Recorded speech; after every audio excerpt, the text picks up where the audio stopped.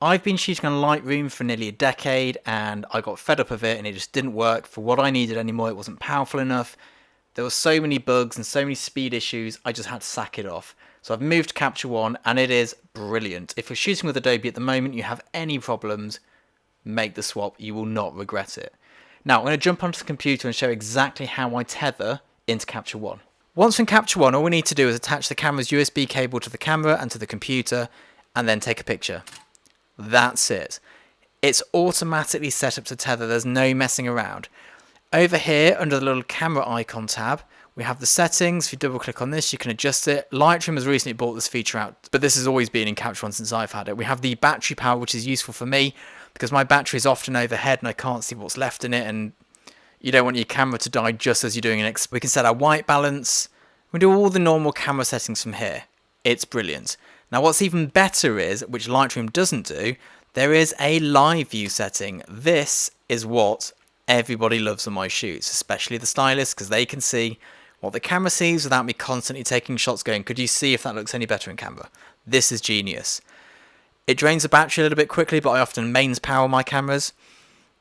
But it's a great way to work like this. There is a way to do it in Lightroom, and I will put up a video in the next few weeks showing you the workflow to have Lightroom have a live view option, but it's messy, it's complicated, and it just reminds me of working with Windows computers. So there we go, that's the live view within here. We have to close that again, take the shot. We can change the settings when we're using flash, and obviously it's pitch black.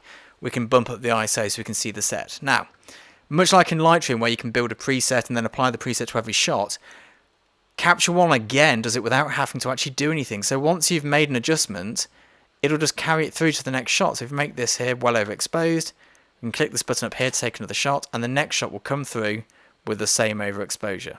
Still with the 50 megapixel cameras, it's not lightning fast, but it's much faster than Lightroom. I also shoot with Phase 1 backs quite a lot, and that's how I got into this software, and I couldn't believe how good the images were. At first, obviously, I assumed it was the Phase 1 cameras, but then when I had to go with my Canon camera tethered to it, I realised that the Capture One software opens the RAW files in a slightly different way. You get far better image quality. It's almost like buying a new camera. So making the move to Capture One for me was a huge leap, but it's something that I don't regret at all. It has made my life so much better. If you're enjoying these videos, do hit subscribe, do hit like. I really appreciate it. It really helps me be able to produce more work. The more views I get and the more subscribers I have, the more time I have to put aside to giving out this information for free. I'll see you all next time.